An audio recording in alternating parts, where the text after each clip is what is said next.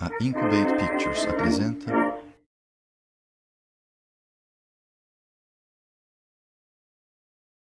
em parceria com a Post Carbon Institute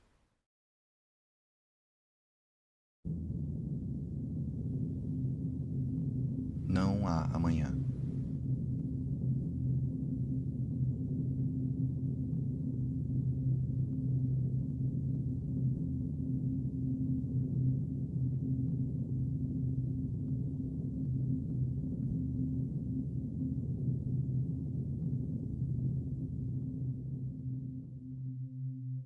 Essa é a Terra, tal como era há 90 milhões de anos atrás. Geólogos chamam esse período de Cretáceo Tardio. Foi uma época de aquecimento global extremo, quando dinossauros ainda dominavam o planeta. E viviam suas vidas, seguros de seus lugares no topo da cadeia alimentar, sem noção das mudanças que aconteciam ao seu redor. Os continentes estavam se separando, abrindo enormes fendas na crosta terrestre.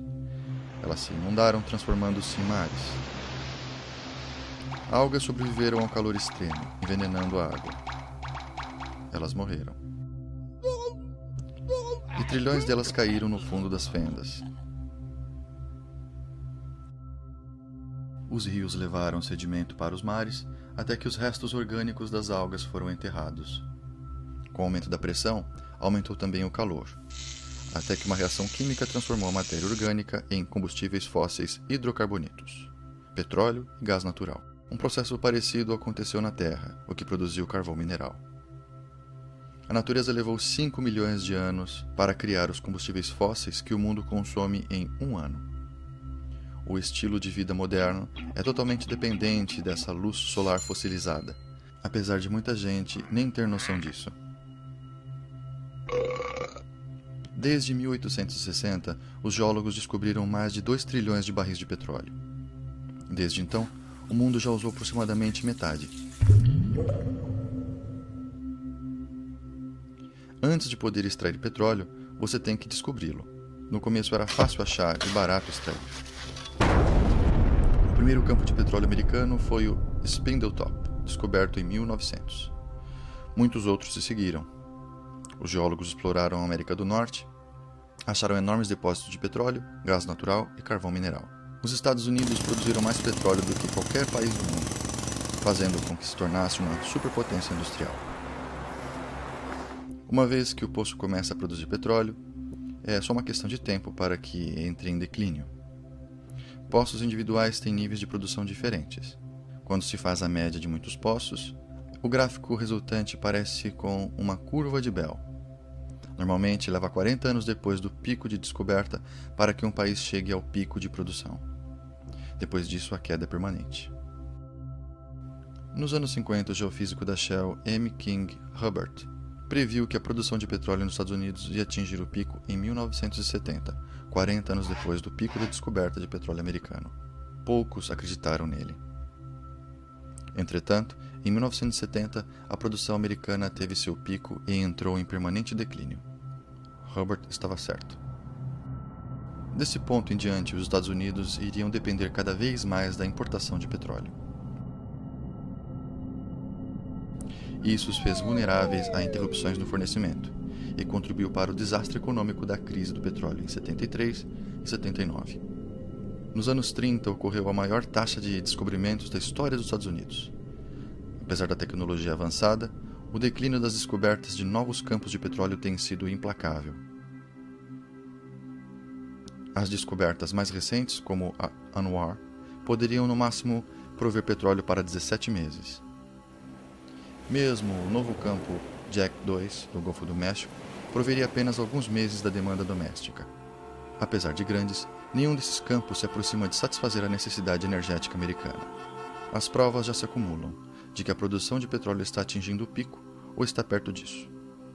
No mundo, a descoberta de novos campos de petróleo atingiu o pico nos anos 60. Mais de 40 anos depois, o declínio da descoberta de novos campos parece infreável. 54 das 65 maiores nações produtoras de petróleo já atingiram seu pico de produção. O mesmo vai acontecer com os outros num futuro próximo.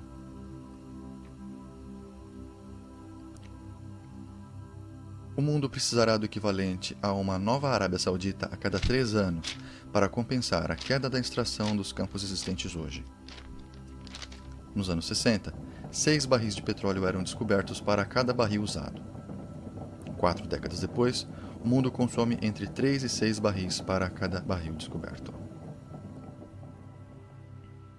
Uma vez que se atinge o pico de produção, a demanda vai superar a oferta e o preço da gasolina vai flutuar sem controle, afetando bem mais do que o custo de encher o tanque do carro. As cidades modernas são dependentes de combustíveis fósseis. Até as estradas são feitas de asfalto, um produto do petróleo, assim como os telhados de muitas casas. Grandes áreas seriam inabitáveis, sem sistemas de calefação no inverno e ar-condicionado no verão. A expansão dos subúrbios incentiva as pessoas a dirigir muitos quilômetros para trabalhar, estudar ou comprar. As grandes cidades foram zoneadas com as partes residencial e a comercial distantes, forçando as pessoas a dirigir. Os subúrbios e muitas comunidades foram desenhadas sob o pressuposto de muito petróleo e energia. Os químicos derivados de combustíveis fósseis ou petroquímicos são essenciais na produção de incontáveis produtos.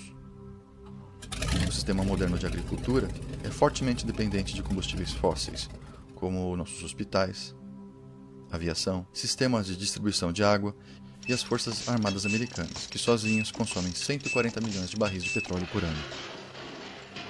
Combustíveis fósseis também são essenciais para a criação de plásticos e polímeros, ingredientes chaves em computadores, equipamentos de entretenimento e vestimenta. A economia global atualmente depende do crescimento infinito, o que demanda suprimento crescente de energia barata. Somos tão dependentes de petróleo e outros combustíveis fósseis que mesmo uma pequena interrupção no suprimento pode ter efeitos maciços em cada aspecto de nossas vidas.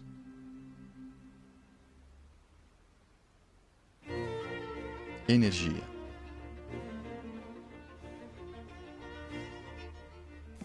Energia é a habilidade de realizar trabalho. O americano médio hoje tem disponível a energia equivalente a 150 escravos trabalhando 24 horas por dia. Os materiais que estocam essa energia para o trabalho são chamados de combustíveis. Alguns combustíveis têm mais energia do que outros. Isso é chamado de densidade de energia. Desses combustíveis, o petróleo é o mais crítico. O mundo consome 30 bilhões de barris por ano, igual a 1,6 km³ de petróleo, que contém a mesma energia gerada por 52 usinas nucleares trabalhando nos próximos 50 anos. Apesar do petróleo gerar apenas 1,6% da eletricidade nos Estados Unidos, ele movimenta 96% de todo o transporte. Em 2008, 2/3 do petróleo americano foi importado, a maior parte do Canadá, México, Arábia Saudita, Venezuela, Nigéria, Iraque e Angola. Vários fatores fazem o petróleo ser único. É denso em energia. Um barril de petróleo contém energia equivalente a quase 3 anos de trabalho humano. É líquido em temperatura ambiente, fácil de transportar e utilizável em pequenos motores.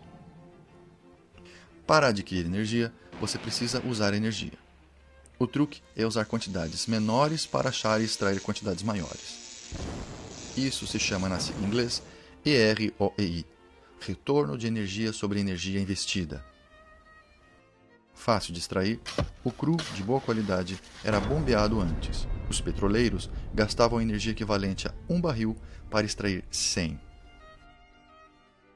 O EROEI do petróleo era 100. Como o petróleo fácil de achar foi bombeado antes, a exploração foi para águas profundas, fazendo isso com o uso de quantidades de energia maiores.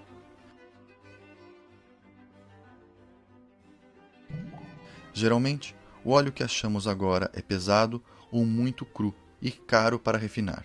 O EROEI do petróleo hoje em dia é baixo, apenas 10. Se você usa mais energia para conseguir combustível do que está contido nesse combustível, não vale a pena o esforço para consegui-lo. É possível converter uma fonte de combustível em outra. Toda vez que você faz isso, alguma energia contida no combustível original é perdida. Por exemplo, existe o petróleo não convencional, areias asfálticas e o óleo betuminoso. Areias asfálticas encontram-se principalmente no Canadá. 2/3 do óleo betuminoso está nos Estados Unidos. Ambos combustíveis podem ser convertidos em petróleo sintético cru. No entanto, isso requer uma grande temperatura e água limpa, reduzindo o ROI, que varia de 5 até 1,5 apenas. Óleo betuminoso é um combustível especialmente ruim. Contém mais ou menos 1/3 da energia de uma caixa de cereal matinal. Carvão mineral existe em várias quantidades e gera quase metade da eletricidade do planeta. O mundo usa quase 3,23 km³ de carvão por ano. Mas a produção global de carvão deve atingir seu pico antes de 2040. A ideia de que os Estados Unidos têm séculos de carvão é enganadora, já que deixa de contar o crescimento da demanda e queda de qualidade. Muito do carvão de alta qualidade, o antracito, acabou, restando o carvão de menor qualidade, que é menos denso energeticamente. Problemas de produção aparecem na medida em que o carvão de superfície acaba e que mineiros têm de cavar mais fundo em áreas menos acessíveis. Muitos usam a remoção destruidora de topo de montanhas para chegar a depósitos de carvão, causando tragédias ambientais. O gás natural é geralmente achado junto com petróleo e carvão.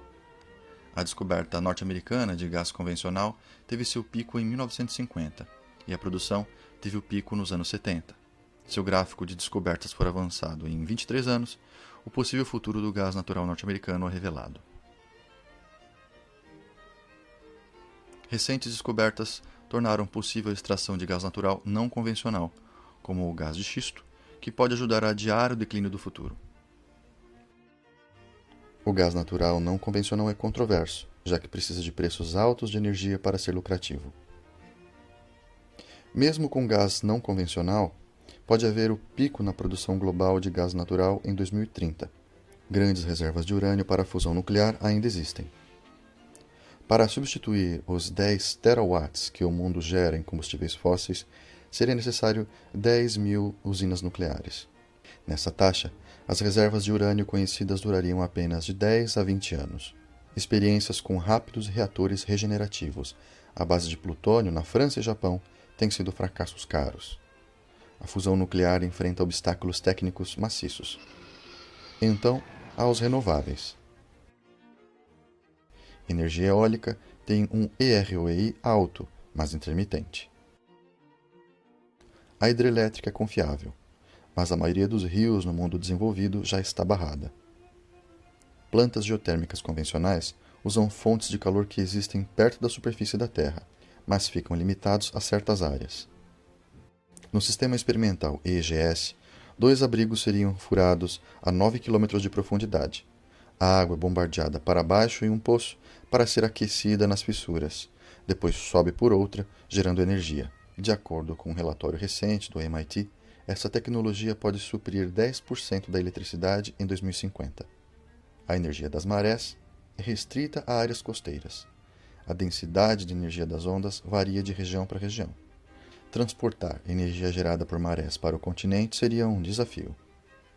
E ainda, o oceano salgado, corrosivo às turbinas. Biocombustíveis são combustíveis que são plantados. A madeira tem densidade energética pequena e cresce devagar. O mundo usa 4,8 km³ de madeira por ano. O biodiesel e etanol são feitos de cultivos de agricultura movida a petróleo. O lucro energético desses combustíveis é bem pequeno. Alguns políticos querem transformar milho em etanol. Usar etanol para suprir 1/10 do uso do petróleo projetado para 2020 iria ocupar 3% da área dos Estados Unidos. Para suprir 1/3, ocuparia 3 vezes a área atualmente usada para cultivar comida. Para suprir todo o consumo de petróleo em 2020, tomaria o dobro de terras que é usada para cultivar comida hoje em dia. O hidrogênio tem que ser extraído de gás natural, carvão ou água.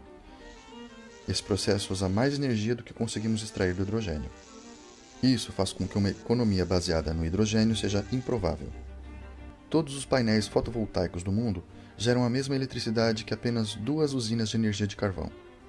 O equivalente entre 1 e 4 toneladas de carvão são usados para fabricar um único painel solar. Teríamos que cobrir 225 mil km² com painéis para saciar a demanda mundial atualmente. Em 2007, havia apenas 6 km². Energia solar concentrada, ou térmicas solares, tem grande potencial, apesar de haver poucas em operação no momento. Elas também são limitadas a climas ensolarados e exigem grandes quantidades de eletricidade a serem transmitidas por longas distâncias.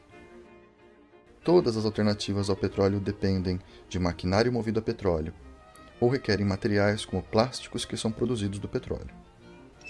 Quando considerar anúncios futuros de novos e extraordinários combustíveis ou invenções, pergunte: o anunciante tem um modelo comercial funcional da invenção?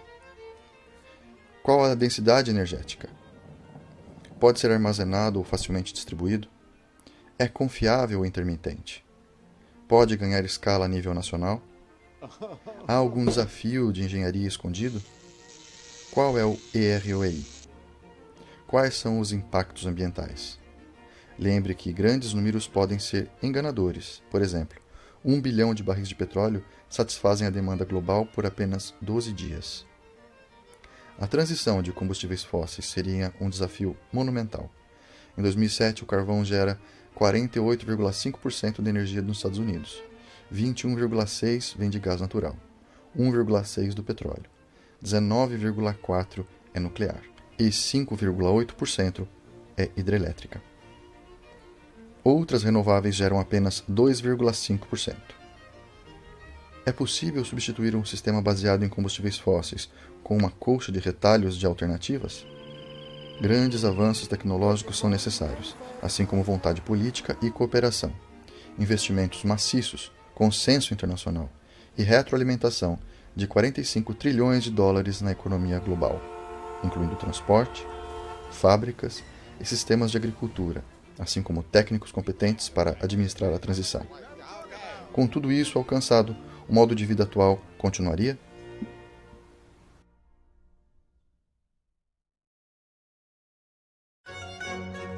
Crescimento. Essas bactérias vivem em uma garrafa. A população delas dobra a cada minuto. Às 11 há uma bactéria. Às 12 a garrafa está cheia. Está na metade às 11h59, deixando espaço para apenas mais uma duplicação. Essas bactérias percebem o perigo. Elas procuram por garrafas e acham 3. Elas acham que o problema está resolvido. Às 12 a primeira garrafa está cheia. Às 12h01 a segunda garrafa está cheia. E às 12h02 todas as garrafas estão cheias. Esse é o problema que enfrentamos devido à duplicação causada pelo crescimento exponencial. Quando a humanidade começou a usar carvão e petróleo como combustíveis, experimentou crescimento sem precedentes. Mesmo pequenas taxas de crescimento produzem grandes aumentos com o tempo. Com 1% de taxa de crescimento, uma economia vai dobrar em 70 anos. Com 2%, dobra em 35 anos.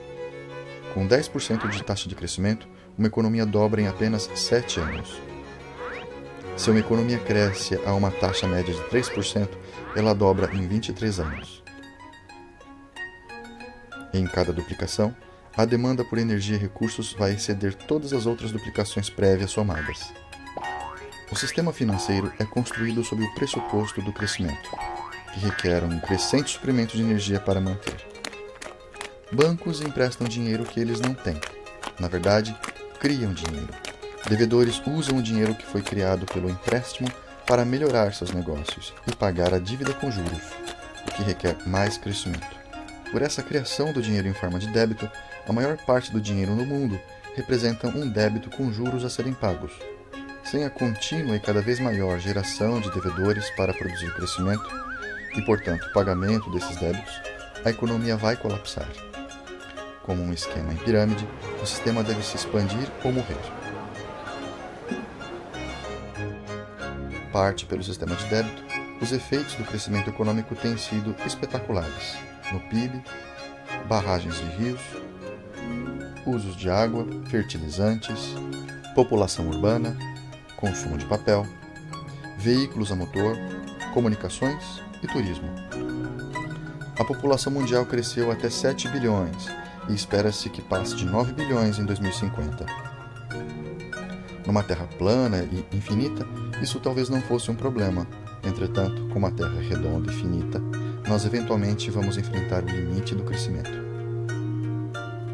A expansão econômica resultou em aumento de óxido nitroso e metano atmosférico, destruição da camada de ozônio, aumento de grandes enchentes, danos aos ecossistemas oceânicos, incluindo excesso de nitrogênio, perda de florestas tropicais e deflorestamento, aumentos em terra cultivada e extinções de espécies. Se colocarmos um único grão de arroz no primeiro quadrado de um tabuleiro de xadrez, dobrar isso e colocar 2 grãos de arroz no segundo, dobrar de novo e colocar 4 no terceiro, dobrar de novo e colocar 8 no quarto, e continuar assim colocando em cada quadrado o dobro do número de grãos do quadrado anterior, chegaremos no quadrado final precisando de um número astronômico de grãos.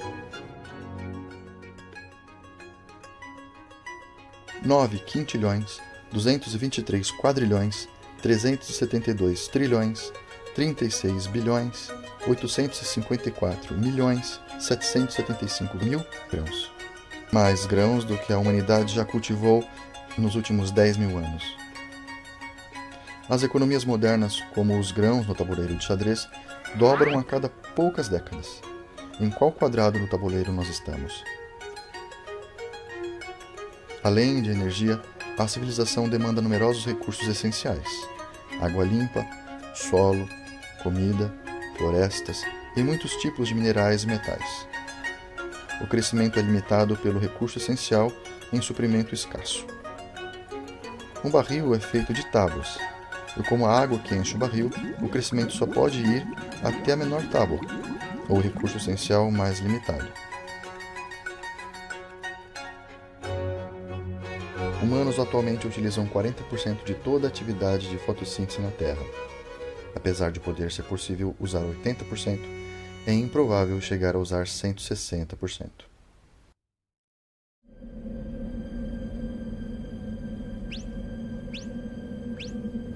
Comida. O suprimento global de comida se apoia fortemente em combustíveis fósseis. Antes da Primeira Guerra Mundial, toda a agricultura era orgânica. Depois da invenção de fertilizantes e pesticidas derivados de combustíveis fósseis, houve melhoras maciças para a produção de alimentos, permitindo o aumento da população humana. O uso de fertilizantes artificiais alimentou mais pessoas do que seria possível com a agricultura orgânica. Os combustíveis fósseis são necessários para o equipamento de cultivo, transporte, refrigeração, embalagem, plástico e no cozimento. A agricultura moderna usa terra para transformar combustíveis fósseis em comida e comida em pessoas. Quase 7 calorias de combustíveis fósseis são usadas para produzir 1 caloria de comida. Nos Estados Unidos, a comida viaja aproximadamente 2.400 quilômetros da fazenda ao consumidor. Além do declínio de combustível fóssil, há várias ameaças ao atual sistema de produção de alimentos. Energia barata, avanços tecnológicos e subsídios permitiram pesca industrial massificada. A pesca atingiu seu pico no final dos anos 80, forçando pescadores a se moverem para águas profundas. O despejo de nitrogênio por fertilizantes baseados em combustível fóssil envenena rios e mares, criando enormes zonas mortas. A essa taxa, toda a população de peixes está prevista para entrar em colapso em 2048. A chuva ácida das cidades e indústrias retiram do solo nutrientes vitais, como potássio, cálcio e magnésio. Outra ameaça é a falta de água. Muitas fazendas usam água bombeada de aquíferos subterrâneos para a irrigação. Os aquíferos precisam de milhares de anos para encher, mas podem secar em poucas décadas, como poços de petróleo. O enorme aquífero americano Ogallala está tão baixo que muitos fazendeiros têm que retornar a cultivos menos produtivos em terra seca. Além disso, o uso de irrigação e fertilizantes pode levar à salinização, o acúmulo de sal no solo. Essa é a maior causa de desertificação. Ainda há outra ameaça, a perda de solo superficial. 200 anos atrás, havia 1,8 metros de solo de superfície nas pradarias americanas. Hoje, através do cultivo e práticas ruins, aproximadamente metade já se foi. A irrigação encoraja o crescimento do fungo de ferrugem como o UG99, que tem potencial de destruir 80% da colheita mundial de grãos. De acordo com Norman Borlaug, pai da Revolução Verde, a ferrugem tem imenso potencial para a destruição social e humana. O uso de biocombustíveis significa que menos terra estará disponível para a produção de alimentos. Qualquer área tem capacidade de carga finita. Esse é o número de animais ou pessoas que podem viver lá indefinidamente. Se uma espécie ultrapassar a capacidade de carga de uma área, ela irá morrer até que a população retorne a seus limites naturais. O mundo tem evitado essa redução pela descoberta de novas terras para cultivar, ou aumentado a produção, o que tem sido possível graças ao petróleo. Para continuar a crescer, mais recursos do que a Terra pode prover são necessários. Mas não há novos planetas disponíveis. Diante de todos esses desafios, a produção mundial de alimentos tem que dobrar até 2050 para alimentar a crescente população mundial. 1 bilhão de pessoas já são alimentadas ou passam fome. Haverá desafios para alimentar mais de 9 bilhões nos anos por vir, quando a produção mundial de petróleo e gás estiverem em declínio.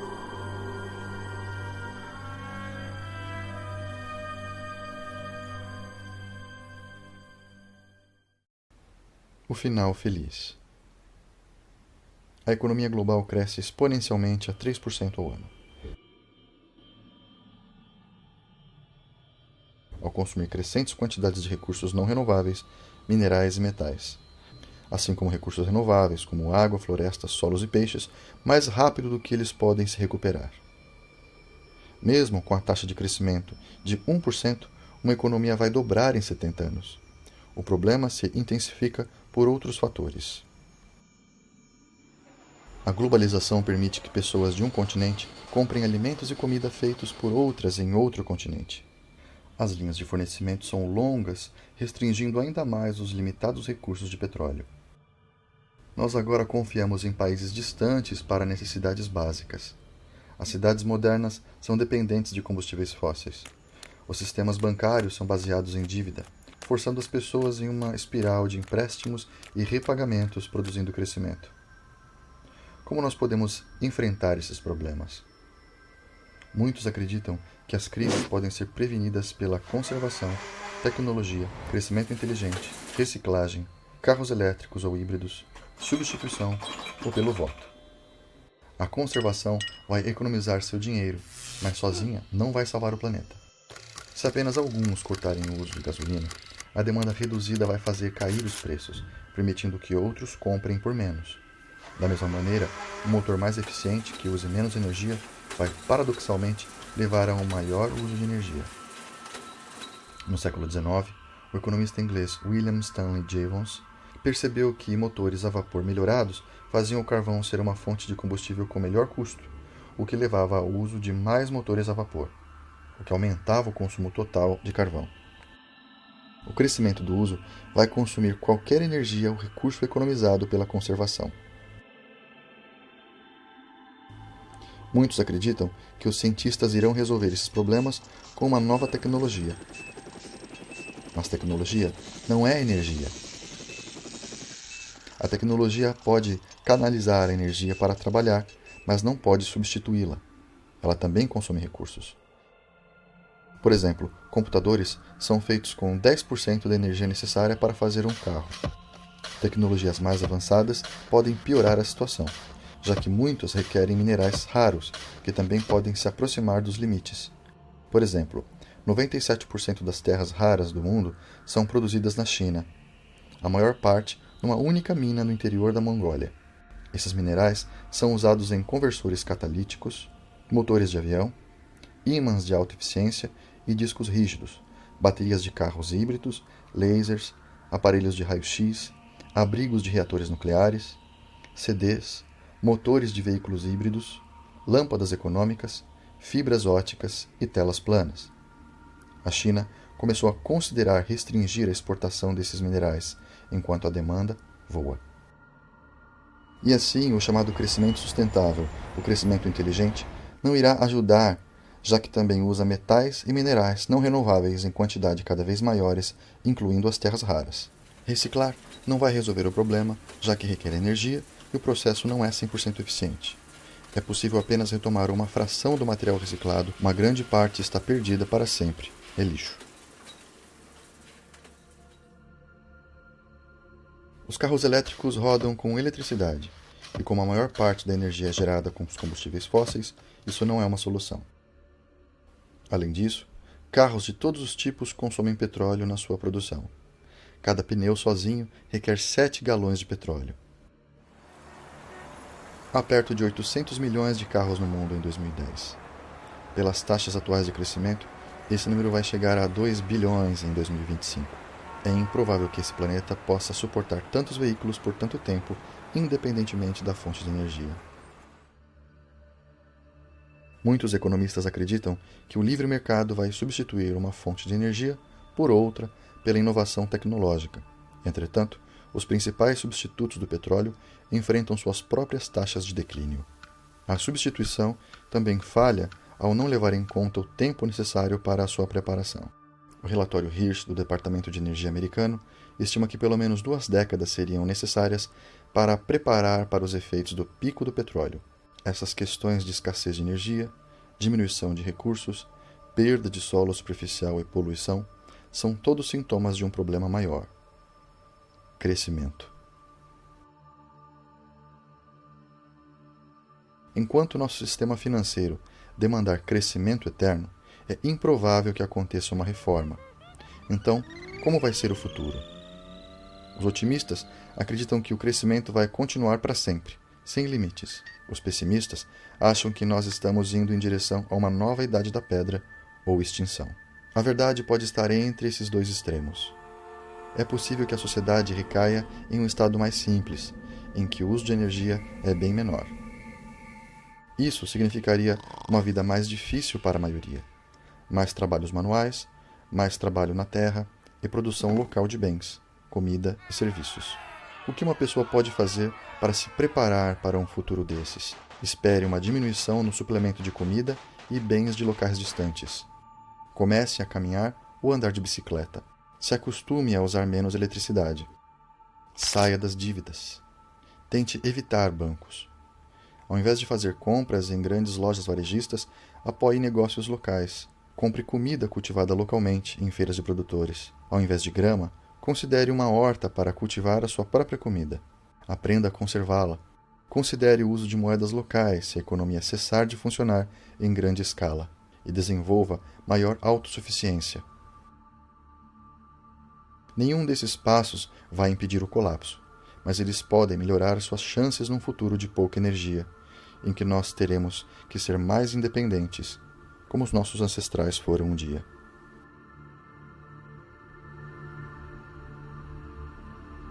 Locução em português por Bruno Bartolete.